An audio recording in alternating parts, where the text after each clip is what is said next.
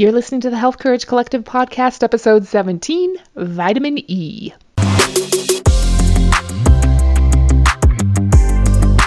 Welcome to the Health Courage Collective podcast, the show for women who are too busy to slog through hours of generalized, inapplicable, and often contradictory health information, but too smart to ignore that a few minutes of focused attention now can prevent years of suffering in the future. I'm your host, Christina Hackett, a pharmacist who doesn't want you to live on prescriptions, a certified coach specifically trained to maximize your potential, and a compulsive learner obsessed with preventative, cutting-edge, holistic, and integrative medicine. I'm on a mission to increase your physical and mental resilience so you can fearlessly look forward to your next 40-plus limitless years. Your time is now. Let's go. Hello, it's good to be with you today. Thank you for tuning in. I hope you're having a great week. I love Halloween. I love the whole time of year, combined with the fact that it's a holiday that can be as big or small of a deal as you want it to be without feeling any judgment. Nobody feels bad for you if you minimize or ignore it like they would about Christmas, but it's also acceptable to get super into it and have really elaborate costumes or decorations. I feel like it's a no pressure required kind of holiday. Plus, I like Reese's peanut butter cups, so there's that. Oh, and nerds. I only eat them once in a blue moon, but Halloween always reminds me how good nerds are. Today we're going to talk about something awesome, which is vitamin E. Are you excited? I am. Vitamin E was discovered in 1922. All vitamins are compounds that the body does not make, but that are required for health. You probably remember that vitamins A, D, E, and K are fat-soluble vitamins, and C and all the Bs are water-soluble. Around the time I was in pharmacy school, which was from 2000 to 2004, there was kind of a general feeling of letdown around vitamin E. Like, people had hopes for its antioxidant effects, but kept being disappointed in clinical trial results. I remember hearing even that it was proving to be more harmful than beneficial, which didn't seem right to me, but I hoped to figure it out someday. I feel like I have a much better understanding now. The vitamin E hopes and disappointments have actually cycled through twice now.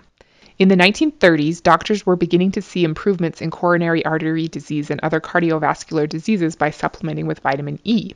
1930s and 1940s medicine thought it had great potential. Then, in the 1950s, those benefits were supposedly debunked by more studies. 1950s medicine thought it wasn't anything very beneficial. Then, in the 1990s, new studies started coming out showing it to be beneficial again, especially a study published in 1993 in the New England Journal of Medicine reporting decreased risk of coronary artery disease and other cardiovascular conditions due to vitamin E. Then, in the early 2000s, those findings were again supposedly debunked. There was a meta-analysis published in 2005 showing that 400 international units a day of vitamin E supplements don't prevent cancer or cardiovascular events after all, and may actually increase the rate of heart failure and prostate cancer. Almost everyone in the world, including most doctors and dietitians, don't really know why this is. But since we're not normal here by the end of this episode, we will. How cool are we? When vitamin E was discovered in 1922, it was named tocopherol, which means to bear children, because it was discovered as part of an experiment on rats who, when denied this new unknown element, were sterile. But when given it, they had normal fertility. Later it was found that there wasn't just one tocopherol, there were 4. So, as you do when naming your new baby molecules, they called them alpha tocopherol, beta tocopherol, delta tocopherol, and gamma tocopherol. This was all we knew about vitamin E from 1922 to 1964. Then, in 1964, something new was discovered. It was very much like the tocopherols, but its side chain had 3 double bonds in it. So, as you do when naming your new baby molecules, they named it for the 3 alkenes or double bonds, and it became known as toco from the tocopherol part, and tri for 3, and enols for double bonds. Eventually it came to light that there wasn't just one tocotrienol, there were 4, alpha, beta, gamma, and delta, like the tocopherols. This is why there are 8 molecules all known as vitamin E. No biological effects of tocotrienols were discovered or investigated until I was watching Gem and the Holograms and playing with My Little Ponies in the late 1980s. The Merck Index wasn't even updated to include tocotrienols until 2001, long after I had moved on from My Little Ponies. Of all the studies and published literature on vitamin E over the years, less than 1% of its research is on tocotrienols. It's almost all about tocopherols, most of that on alpha tocopherol. Alpha tocopherol is the most common tocopherol in circulation in our plasma. Gamma tocopherol is the most common one in the food Americans eat. Alpha is more common in European diets. Vitamin E is found in the oils of seeds, nuts, fruits, grains, and vegetables. Vitamin E deficiency is actually very rare, and there isn't a notable syndrome for it like scurvy with vitamin C or rickets with vitamin D. Vitamin E deficiency can cause nerve and muscle damage, loss of feeling in the arms and legs, muscle coordination problems, vision problems, and a weakened immune system. In 1954, the US RDA for vitamin E was established at 30 international units, and in 1974 it was decreased to 15 international units. Interestingly, the call to decrease was led by a guy named M.K. Horwit, and in 1991, the start of the big campaign for the resurgence of vitamin E supplementation was led by the same guy, M.K. Horwit. I didn't have time to go down that rabbit hole, but it seems weird. Maybe he had a change of heart. I don't know. All 8 forms of naturally occurring vitamin E are dextrorotatory, which is like a right-handed molecule. Synthetic vitamin E, like you find in almost all supplements and vitamins, is DL-alpha tocopherol. This is called racemic, a mixture of both the D, the right hand, and the L, the left hand. The left hand one, or levorotatory molecule, is foreign to the body, so only the right hand can be used. This means that a DL racemic mixture, which is in almost everything, is only half as potent as a natural dextrorotatory only vitamin E, because half of it is essentially garbage. If you don't love organic chemistry as much as I do, stick with me for a second. I hope to help you see why all of this matters. Remember, over 99% of the research being done was on tocopherols, usually alpha tocopherol. The studies in the 1930s were mostly either supplementing with either natural vitamin E, which means D, not DL mixed tocopherol, or food. And there are mixed tocopherols found in food, not just alpha tocopherol. The study that showed the biggest benefit in the 90s was from dietary vitamin E, not supplements. The studies supposedly debunking vitamin E's potential were using alpha tocopherol supplements. First of all, something I hope to impress upon you repeatedly is that nutrients are not solo acts like drugs. They are an orchestration. You can't throw one nutrient into the body and expect everything to change the way you do in a drug study. They really do need each other and work together. But if you get all or just several of the parts of the orchestra playing together, amazing things start to happen. I'll spare you the symphony and harmony metaphors for now. Remember this, nutrients are not drugs, but like drugs, which are one molecule causing many side effects in all systems of the body, healing your biochemistry with the proper nutrients in the proper amounts also produces many, many side effects in all systems of the body, healing and improving more than what you bargained for. But giving one vitamin to a perhaps otherwise unhealthy person is not going to manifest all the amazing results that could come from a complete proper nutrient correction. Also, we're talking almost exclusively about alpha tocopherol.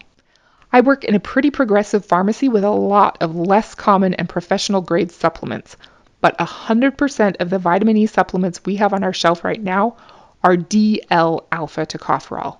It's everywhere, and it's essentially worthless. The studies in the 50s and 2000s that supposedly debunked vitamin E's benefits were on either D or DL-alpha tocopherol only. Not only does supplementing with an alpha tocopherol leave out the other 7 forms of vitamin E, but it actually decreases body levels of gamma tocopherol and all the tocotrienols. That's important. Because of this, alpha tocopherol in high levels increases cholesterol production, elevates triglycerides, increases blood pressure, and possibly contributes to arteriosclerosis, heart failure, prostate cancer, and more. Are you starting to see why everyone was confused by these studies? I think you figured it out. Who needs true crime podcasts when you can solve a vitamin mystery? Vitamin E is not just alpha tocopherol or DL-alpha tocopherol. That's over 99% of what's available and 99% of what's studied, but only 12%, that's 1/8, of what is called vitamin E. Alpha tocopherol isn't completely worthless. Well, L-alpha tocopherol is, but D-alpha tocopherol is only good as a small part of the collective whole of all the vitamin E molecules. When given alone, it can make things worse, for real.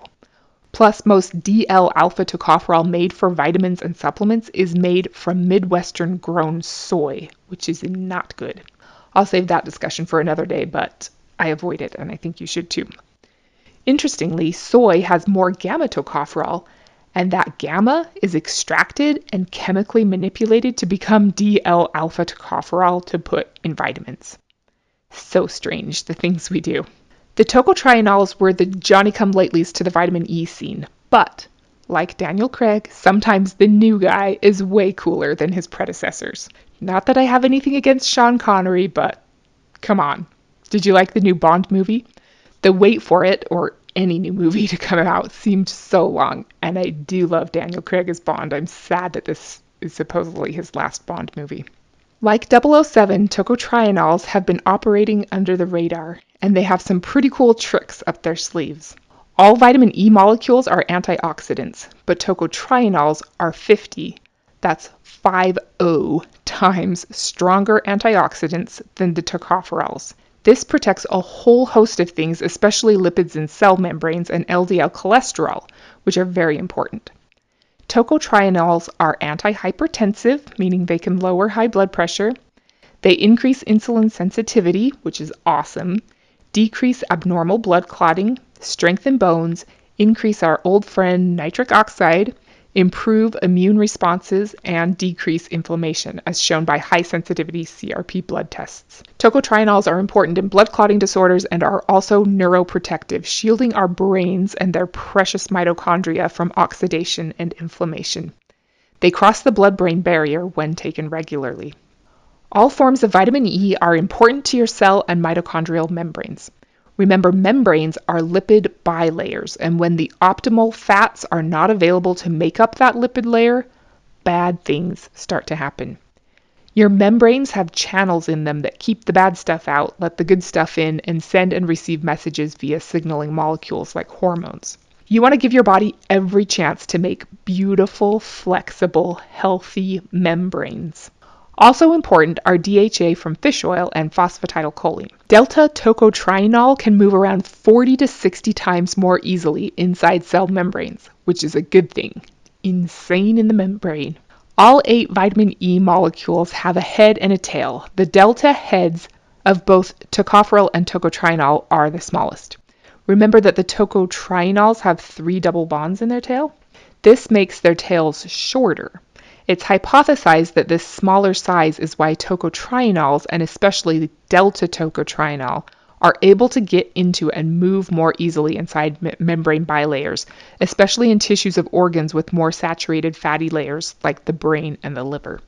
Tocotrienols, especially delta, can lower total cholesterol, LDL cholesterol, and triglycerides, like really well. 15 to 20% for total cholesterol. It also decreases oxidation of LDL, which is super great for preventing atherosclerosis or plaque buildup in the arteries.